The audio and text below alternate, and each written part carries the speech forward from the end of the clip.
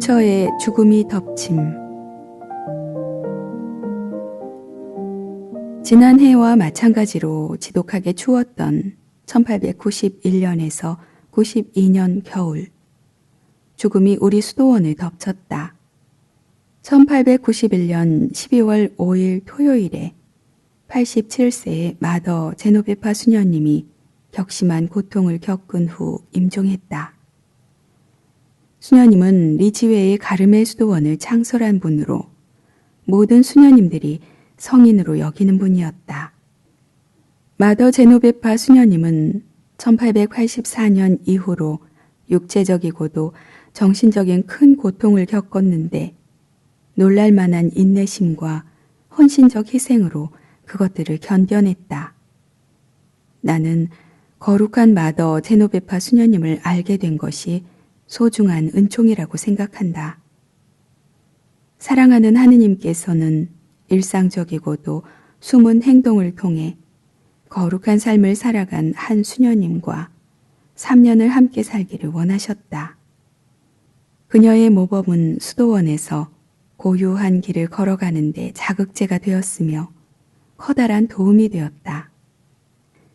착한 창설자 수녀님은 여러 번 나를 위로해 주었다. 한 번은 내가 토요일에 그녀의 병실을 방문했는데 이미 2분 수녀님이 와 있었다.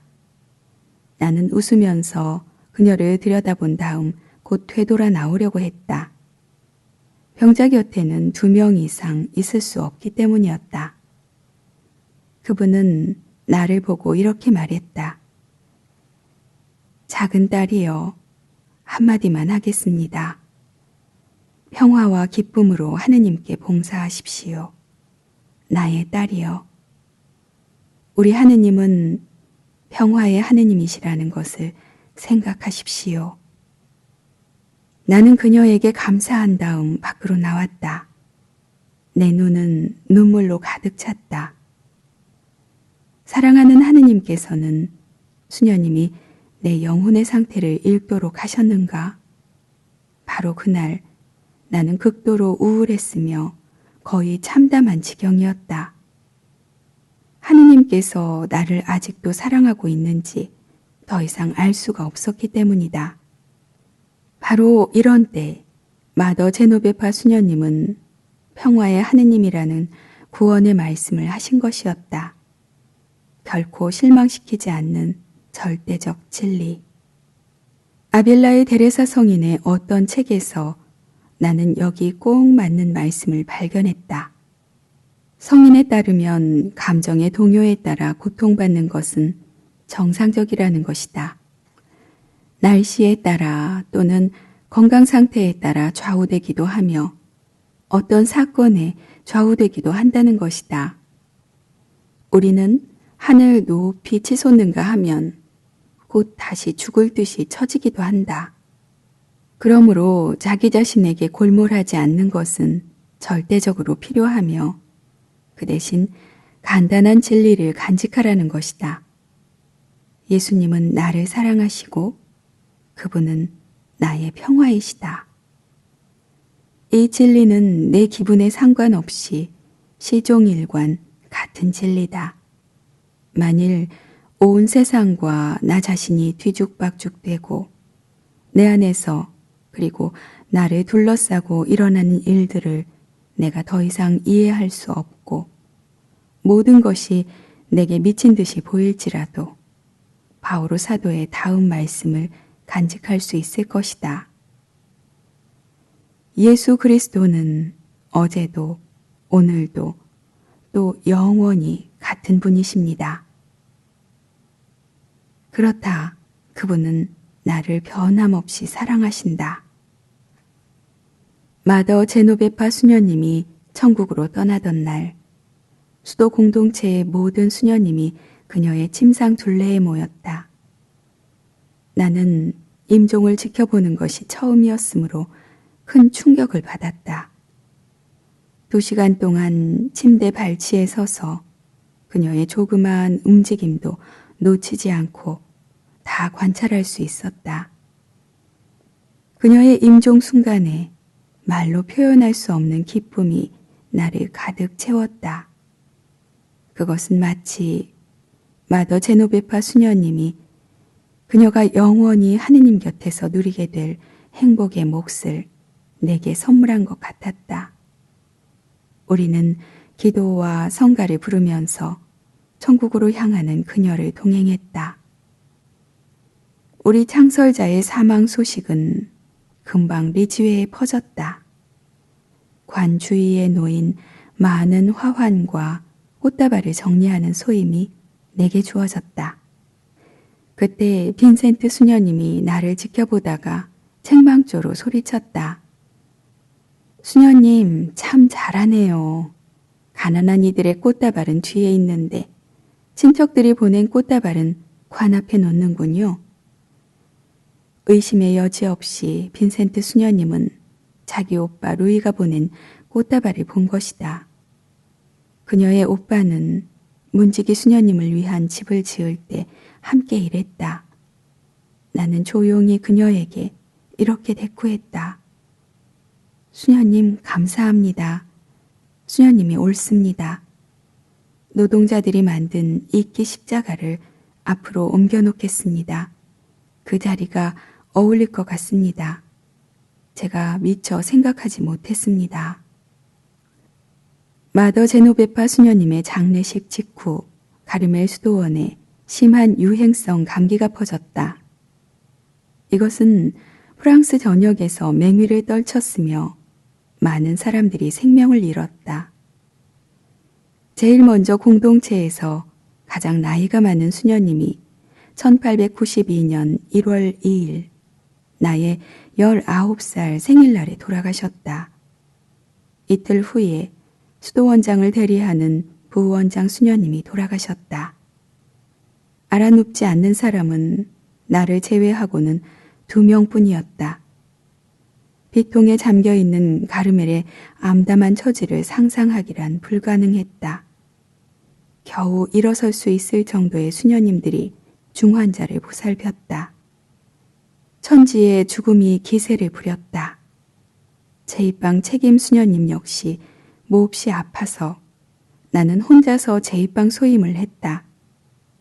사랑하는 하느님께서는 내게 많은 힘을 주셨으며 나는 엄청난 공포 앞에서 두려워 떨지 않았다. 의연하게 필요한 모든 일을 처리했다. 병자를 돌보면서 시신의 수의를 입히고 장례식 준비를 했다. 일주일 내내 계속된 수도원의 시련 가운데 예수님은 매일 영성체를 할 수 있는 위로를 주셨다. 예수님과 함께하는 나는 강했다. 아무 두려움 없이 환자와 주검을 돌볼 수 있었다. 수도원의 영적 지도자인 드라투로에트 신부님은 당신의 생각을 바꾸었다. 그분은 내 입회를 반대했으며 내게 항상 냉정했다. 그는 어려운 시기에 내가 강한 여자임을 확인했다. 4명의 수녀님을 잃은 공동체는 서서히 회복되었다. 또 다른 시련 역시 곧 끝을 고할 참이었다. 1892년 5월 10일 이시도로 외삼촌은 강해 요양소에서 아빠를 모셔왔다. 아빠는 그곳에 3년 하고도 3개월을 더 계셨다. 이틀 후인 5월 12일에 아빠는 우리를 방문했다. 우리는 4년간 서로 만나지 못했다. 아빠는 많이 변했으며 몸이 많이 말랐다. 그날 아빠는 비록 말은 못했지만 정신은 맑았다. 작별할 때 아빠는 눈물을 흘리면서 집게 손가락으로 하늘을 가리키며 더듬더듬 말했다. 천국에서. 이것이 겸손한 아빠와의 마지막 만남이었다. 아빠는 일단 외가에 머물다가 1892년 7월에 레오니와 셀리나와 함께 류라베에 집을 얻어 이사를 했다. 가정부가 가사와 아빠를 돌보는 언니들을 도와주었다. 아빠는 남의 도움 없이는 한 발짝도 옮기지 못했으며 방 이쪽에서 저쪽으로 가는데도 부축을 받아야 했다. 한순간도 혼자 둘 수 없는 상태였다. 가르멜에 있는 우리는 아빠가 따뜻한 보살핌을 받을 수 있게 된 것에 대해 안도의 한숨을 내쉬었다. 셀리나는 아빠를 위해서 완전한 희생을 바쳤다. 그녀는 언젠가 가르멜에 입회하리라고 생각하고 있었지만 아직은 해야 할 일들이 그녀를 놓아주지 않았다. 그 전에도 그랬지만 그때 셀리나는 여러 사람한테서 청혼을 받았다. 그녀는 과연 그녀의 성소를 따르게 될까? 나의 우상 오를레앙의 요한나. 1894년은 프랑스 국민 전체를 위한 대대적인 축제의 해였다. 오를레앙의 보팡롱 주교는 로렌 출신 소녀의 시성식을 위해 20년 이상 헌신적으로 일했다. 1869년 교황 비오 9세는 준비 작업에 착수하도록 했다. 1894년 1월 27일 교황 레오 13세는 잔다르크의 시복에 동의했다. 그때부터 그녀는 하느님의 종이라는 칭호를 받았다. 5월 8일에는 프랑스 전역에서 범국민적 축제가 거행되었다. 르지웨의 성 베드로 성당 주임 신부님은 그날을 위해 소녀들과 함께 성당을 장식하고자 했다. 셀리나는 그 그룹의 일원이었다. 외사촌 마리와 함께 그녀는 성당 외부를 장식하기 위해 6.5m 길이의 깃발을 12개나 만들었다. 5월 8일 주교자 성당에는 거룩한 순교자를 기리는 미사에 5,000명이 넘는 신자들이 몰려들었다. 프랑스 국민은 409년이 지난 후에야 조국을 위한 잔다르크의 역사적 의미를 발견했다. 역사학자 쥘 미슐레는 1841년 그에 져서 프랑스의 역사에서 오를레앙 출신의 소녀를 추앙했다. 1429년 영국인들이 프랑스를 점령해 샤를 8세를 몰락시키려 했을 때 요한나는 왕의 군대를 이끌었으며 5월 8일에 오를레앙을 적의 손에서 해방시켰다. 영국인들은 요한나를 체포하여 그들의 수중에 넣었으며 그녀를 종교 재판에 넘겼다. 그들은 피에르 크숑 주교를 그들 편으로 끌어들였으며 그는 요한나가 악마와 결속되어 있다고 간언했다. 아무도 소박한 양치기 소녀의 거룩한 소명과 파견을 알아보지 못했다. 이리하여 요한나는 19이라는 어린 나이에 로앙의 장작더미 위에서 화형을 당했다. 그녀는 죽어가면서 나직이 예수님을 불렀다. 어린 시절부터 나는 요한나를 친언니처럼 사랑했다.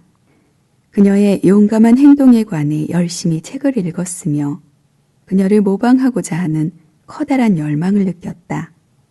나 역시 이러한 명예를 위해서 태어났다고 생각했다. 그러나 내 명예는 사람들 앞에서 드러나지 않는 것임을 하느님은 알게 하셨다. 그것은 오로지 거룩한 성인이 되는데 의미가 있을 것이다. 나는 19살의 순교자와 결합되어 있음을 마음 깊이 느꼈으며 그녀처럼 투쟁하고 싶었다. 가르멜 안에서도 요한나를 기르는 축제에 우리 방식대로 참여하고 싶었다. 수도원의 공동 휴식 시간을 이용해서 나의 모범인 요한나에 관해 내가 직접 쓴 시와 노래를 수녀님들 앞에서 공연하는 것이 좋을 듯 했다. 그 밖에도 2개의 연극 대본을 썼는데 하나는 성 잔다르크의 성소이고 다른 하나는 소명의 성취였다. 그녀의 죽음과 천국에서의 현양은 영광스럽게 마무리를 장식했다. 가능한 한 역사적 배경에 접근하고자 나는 앙리 왈렌의 550쪽에 달하는 방대한 책을 연구했다. 널리 알려진 일반적 표현은 쓰지 않았으며 가르멜 수녀인 나의 모델로서 요한나의 모습을 기초로 했다. 첫 작품에서 요한나를 허약하고 겁 많은 아이로 묘사했는데 그녀는 마리아와 함께 예수께 대한 내적 사랑으로 고독과 침묵 그리고 친교의 애착을 느꼈다. 꿈속에서 요한나는 그녀에게 칼을 주는 미카엘 대천사를 보았다.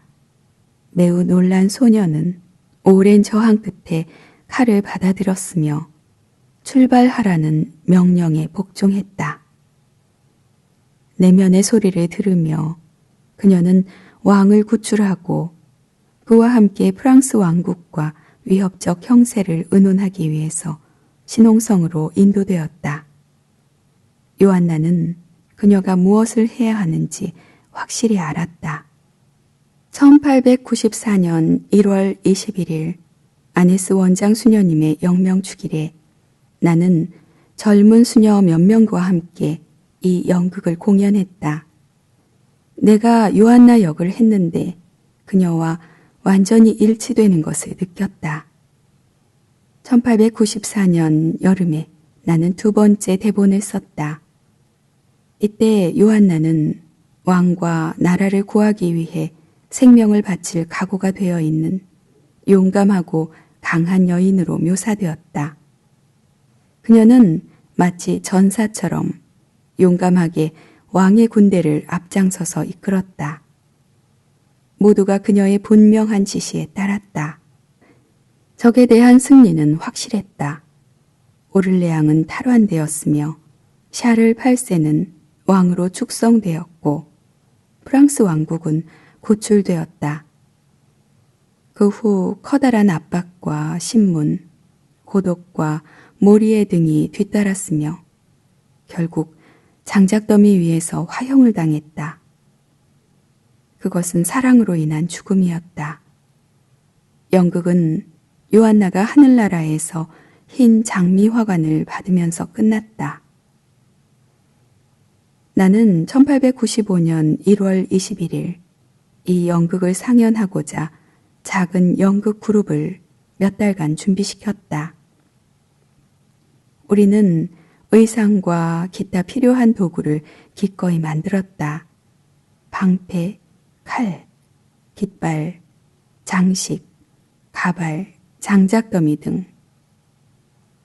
연극을 공연하는 중요한 날이 왔을 때 나는 사랑하는 자매의 역할에만 몰입한 것이 아니라 더 나아가 그녀와 동일시되었다. 그 역할은 내게 영혼과 육신 모든 면에서 일치를 느끼도록 만들었다. 그리고 그것은 우리 두 사람을 비교함으로써 잘 드러날 것이다. 요한나는 허약하고 겁 많은 소녀였다. 나 역시 약하고 겁이 많았다. 여기에 관해서는 자세히 말한 바 있다. 요한나는 하느님과 결합되어 살았으므로 내면의 소리를 알아들을 수 있었다. 하느님께서는 이러한 은총을 내게도 어린 시절에 주셨다. 요한나는 왕과 조국을 적의 소나귀에서 구출하라는 소명에 순종적으로 따랐다. 나는 왕이신 예수 그리스도를 위해서 악마의 수중에 있는 많은 영혼을 구하려 가르멜로 부르신 하느님의 소리에 따랐다. 요한나는 소명을 위해서 몸과 생명을 희생할 각오가 되어 있었다. 나는 영혼을 구하기 위해서라면 1000번이라도 내 생명을 바칠 각오가 되어 있다.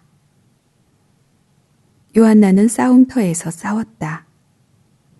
나는 사랑의 전장에서 싸우길 원한다. 그렇다. 나는 하느님을 마치 어린아이가 사랑하는 것처럼 사랑하며 또한 용감한 전사처럼 싸우길 원한다. 요한나는 승리를 얻은 후 적의 수중에 빠졌으며 감옥에 갇혔다. 나는 사랑하는 예수님의 포로이며 자진해서 가르멜의 담과 창살 안에 갇히길 원했다. 요한나는 많은 신문을 참고 견뎌내야만 했다. 나는 나의 숨겨진 내적 삶을 알고 싶어하는 시샘 많은 동료 수녀들한테서 수많은 질문으로 괴롭힘을 받는다. 요한나는 장작더미 위에서 화형을 당했다. 나는 자비하신 하느님의 사랑의 번제물이 되길 원한다. 연극은 공동체 수녀님들에게 좋은 반응을 얻었으며 칭찬과 함께 많은 박수갈채를 받았다. 우리는 물론 기뻐했지만 내가 느낀 행복은 쉽게 사라져버리는 감격 이상이었다. 동료 수녀님들은 내가 요한나와 동일시되었으며 내 삶의 한 부분을 연출했다는 사실을 전혀 눈치채지 못했다. 완벽한 행운. 셀리나 역시 가르멜을 입회하길 바란다는 아직은 성취되지 않은 커다란 소망에 대해 누구와도 이야기를 한 적이 없었다. 나는 그것을 하느님 손에 맡겼으며 언니의 미래를 하느님께 의탁했다. 그리고 언니가 세상 끝까지 갈량이면 자매들처럼 그리스도의 신부가 되어야 할 것이라고 생각했다. 셀리나는 모든 위험에 노출되어 있었다. 외가 사람들은 사교계 생활을 활발하게 했기 때문이다. 그들은 은밀한 희망으로 셀리나를 자주 화려한 파티에 초대했으며 셀리나가 위대한 사랑을 발견하길 바랐다. 몇몇 남자들은 그 자리에서 청혼하려 할 정도였다. 어느 저녁 파티에 언니가 초대되었을 때 설명하기 곤란한 일이 생겼다. 언니의 파트너가 춤을 청했는데 그는 춤을 출 수가 없었으며 셀리나 역시 마찬가지였다. 그는 홀을 가로질러 언니를 다시 제자리로 데려다 주는 것 외에 어쩔 수가 없었다. 젊은이는 당황하여 도망치듯 떠났으며 그날 밤 다시는 나타나지 않았다. 이 사건은 내게 하나의 신호였으며 하느님께서는 당신 손을 셀리나 위에 얹고 이렇게 말씀하시기를 원하셨다. 너는 나에게 속한다. 그녀의 성소를 둘러싸고 내적 투쟁을 하던 시절에 나는 셀리나와 지속적으로 편지 교환을 했다. 그녀는 긴급한 충고와 격려 그리고 경험이 필요했다. 그것은 곧 그녀를 이해할 수 있는 사람, 그녀의 마음을 털어놓을 수 있는 상대가 필요했던 것이다. 그녀의 편지는 하느님의 뜻을 찾고 그에 관한 추구와 질문들로 가득 차 있었다. 셀리나는 사실 지쳐 있었다. 우리 친척들은 셀리나를 적극 결혼시키고자 했을 것이다. 그리고 피숑 신부님 역시 계획이 있었는데 셀리나의 성격으로 보아 캐나다의 선교지에서 능동적이고도 활동적 지도자 역할을 할 수 있으리라고 생각했다. 셀리나는 휴가를 보내고 있는 뮤스의 별장에서 도움을 청하는 편지를 보냈다. 그녀의 내적 삶은 어둠과 상심으로 가득 차 있었다. 나는 셀리나의 자리가 우리 곁에 있다는 것을 확신했다. 그러나 동시에 가르멜의 지도 신부님이 마르텐 가족 중 4번째 자매가 입회하는 것에 대해 반대할 것을 알고 있었다. 심각한 변화가 셀리나에게 더 큰 부담을 주었다. 레오니는 수도 생활을 새로 시도하고자 다시 한번 가족들과 작별을 고했다. 외사촌 마리 게링은 리지웨의 가르멜 수녀원에 입회하기 위해 구체적 준비에 들어갔다. 아빠는 다시 뮤스의 별장으로 가게 되었다. 도시보다는 자연의 고요함과 아름다움이 아빠에게 더 좋다고 생각했기 때문이다. 셀리나는 고통 가운데 이렇게 썼다. 이 세상에 더 이상 아무도 없다. 공허만이 나를 둘러싸고 있다. 나는 마치 가족의 부스러기처럼 여겨진다. 오, 인생이 이렇게 슬프다니, 이렇게 슬프다니. 이렇듯 참담한 상황에 놓여 있는 셀리나에게 나는 다음과 같은 편지를 보냈다. 사랑하는 언니, 나는 언니의 영혼 안에서 일어나고 있는 일에 대해 언니가 전혀 이해하지 못하는 것이 당연하다고 생각해. 어린아이 홀로 폭풍이 몰아치는 바다 위에 떠 있다면 목적지가 가까이 있는지 멀리 있는지 아이가 어떻게 알 수 있겠어? 출발한 해안이 보일 때만 아이는 자신의 위치를 가늠할 수 있겠지. 그러나 육지가 더 이상 보이지 않을 때 아이는 기뻐해야 해. 곧 목적지에 도착할 것이니까 말이야. 해안에서 멀리 떨어질수록 바다는 아이에게 더욱더 헤아릴 수 없는 존재가 되지. 아이는 자기 배가 어디로 가고 있는지 더 이상 알 수 없어. 또한 어떻게 어느 방향으로 핸들을 조종해야 할지도 몰라.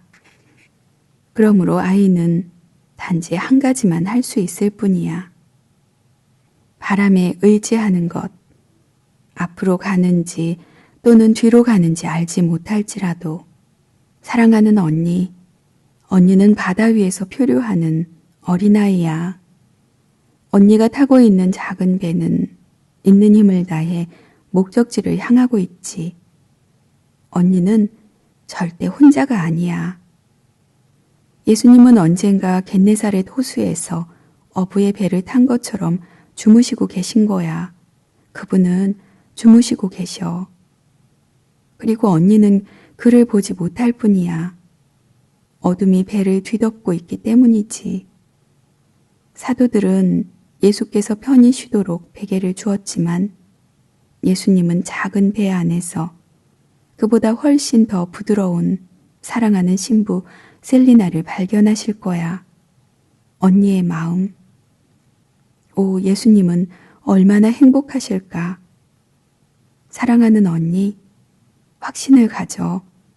언니는 어쩌면 목적지에 이미 가까이 와 있는지도 몰라. 그 작은 배를 앞으로 움직이는 바람은 번개보다 더 빠를지도 모르지. 성면의 아기 예수 데레사 수녀로부터. 아빠의 건강은 더욱 악화되었다. 그는 종종 의식불명이 되었다. 가정부 아우구스타도 점점 더 알코올에 빠지게 되었는데 이것은 셀리나에게 또 다른 걱정거리였다. 외가에서는 아빠를 다시 리지웨로 모셔왔으며 당신들 집에 모셨다. 1894년 5월 27일 일요일에 아빠는 왼팔이 마비되는 심한 뇌졸중을 당했으며 곧 병자성사를 받았다. 6월 5일에는 심장에 위험 신호가 왔다. 그럼에도 7월 4일 아빠를 다시 뮤스로 모셨는데 좋은 기후가 아빠의 고통을 덜어줄지도 모른다는 희망에서였다. 그러나 사랑하는 하느님께서는 1894년 7월 29일 모든 고통에서 아빠를 풀어주셨다. 셀리나는 아빠의 임종을 지켜보았으며 이렇게 알려주었다. 아빠의 눈길은 생기가 있었고 감사와 다정함으로 가득 차 있었어. 어느 순간 나는 5년 전과 같은 사랑하는 아빠의 모습을 발견했어. 장례식은 8월 2일 리지웨에서 있었다. 하느님께서는 아빠의 처절한 순교를 이렇게 완성시켰다. 그 다음 주간에 나는 잊지 못할 아빠의 인생과 죽음에 대해 많이 묵상했다. 8월 말에 가서야 셀리나에게 편지를 썼다. 5년이나 걸린 아빠의 죽음, 그리고 이제 다시 아빠를 생시처럼 느낀다는 게 얼마나 기쁜지. 아빠는 전처럼 우리를 기쁘게 해주려고 마음을 쓰고 계셔. 그리고 레오니에게 이렇게 썼다. 아빠의 죽음은 죽음이 아니라 진정한 삶이라는 생각이 들었어. 6년 동안 아빠를 보지 못했지만 이제 다시 아빠를 발견해. 나는 아빠가 나를 에워싼 듯이 바라보며 보호해주는 듯한 느낌을 받아. 아빠의 죽음은 셀리나를 내적 갈등으로부터 해방시켜 주었다. 셀리나는 2년 동안이나 이러한 갈등 속에서 살아온 것이다. 그녀는 이제 캐나다에서 활발한 삶을 펴거나 리지웨이 가르멜에서 관상 생활을 하기 위해서 결정을 내려야 한다. 셀리나가 우리에게 그녀의 내적 갈등을 털어놓았을 때 나는 얼마나 울었던지 머리가 아플 정도였다. 나는 피숑 신부님에게 보내는 편지에서 분명하게 말했다. 언니의 성소는 한치의 의심도 없습니다. 언니의 자리는 가르멜에 있습니다. 그리고 셀리나에게 이렇게 썼다. 나는 언니를 생각하며 많이 괴로워했어. 언니의 성소를 위해서 아무 장애물이 없기를 원해. 우리의 사랑이 화덕의 금처럼 아직도 정화되어야 한다고 생각해. 셀리나는 가르멜 수녀가 되기로 결정했다. 그리고 곧 새로운 투쟁이 따라왔다. 셀리나는 1894년 8월 8일에 드라트로에트 신부님에게 편지를 썼는데 가르멜 수도원의 외부 수녀로라도 받아주길 청했다. 그는 셀리나에게 수도원의 규칙상 한 가정의 자녀가 4명씩이나 같은 수도원에 입회할 수 없다고 했다. 곤자가의 마리아 원장 수녀님은 당신의 명성에 기대 온 힘을 다 기울여 셀리나를 도왔다. 그러나 또 다른 저항이 있었는데 한 수녀가 마르탱 일족의 세력 강화를 단호하게 반대했던 것이다. 그녀는 이렇게 말했다. 예술가는 어쨌든 수도원에 쓸모가 없습니다. 친척들도 모두 셀리나의 입회를 반대했으며 이시도르 외삼촌 역시 찬성하길 주저했다. 갑자기 모든 것은 잘 정리되었다. 피숑 신부님은 항복과 함께 이런 편지를 보냈다. 셀리나의 가르멜 성소에 대해 의심하지 않는다. 나는 더 이상 주저하지 않는다. 하느님의 뜻이 분명하게 보인다. 그리고 드라트로에트 신부님과 위고냉 주교님 역시 동의했다. 셀리나는 1894년 9월 14일 성십자가 현양 축일에 입회할 것이다. 마지막 순간에 하느님은 동료 수녀님의 저항도 부수었다. 그 수녀님은 내가 있는 자리에서 아네스 원장 수녀님에게 이렇게 말했다. 나는 마르탱의 4번째 자녀가 입회하는 것을 반대하지 않습니다. 이렇듯 행운은 완벽했으며 무엇에도 비할 수 없이 컸던 내 소원이 이루어졌다. 이제 나는 바보스러울 만큼 예수님을 사랑하리라는 단 하나의 소망 외에는 아무것도 없었다. 그렇다. 나를 이끄는 것은 오로지 사랑 하나뿐이다. 9월 14일 6년간의 이별 끝에 셀리나와 감격적으로 다시 만났다. 그녀는 25이 되었다. 아빠를 보살피며 집안 살림을 하고 결혼 신청을 2번씩이나 거절한 후여서 그런지 아주 독립적인 사람이 되어 있었다. 자유에 대한 열망과 이제까지 살아온 자주적 삶의 방식이 수도원의 엄격한 일과를 받아들이는 것을 어렵게 했다. 셀리나는 재능 있는 젊은 처녀로서 유명한 화가 크룩의 제자였으며 또한 그 당시 새로운 기술의 하나였던 사진을 즐겨 찍었다. 원장 수녀님은 거창한 사진기와 현상을 위한 모든 기구를 입회 때 가지고 오는 것을 허락했다. 축제 때, 서원식 때, 그리고 공동 휴식 시간 때 그녀에게 사진 찍는 것이 허락되었다.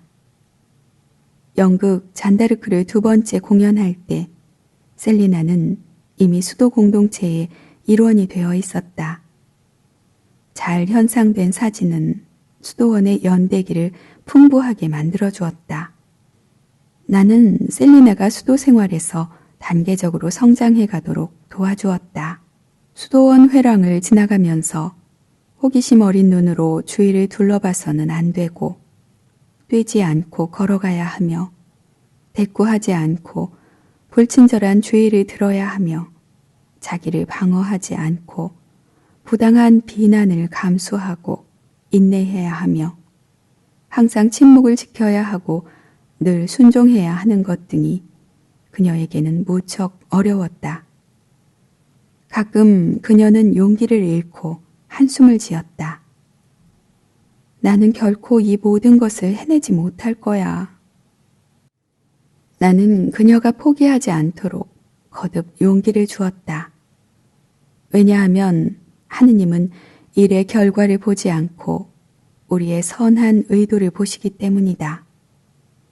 우리의 유일한 목표는 하느님을 기쁘게 해드리는 것이어야 한다.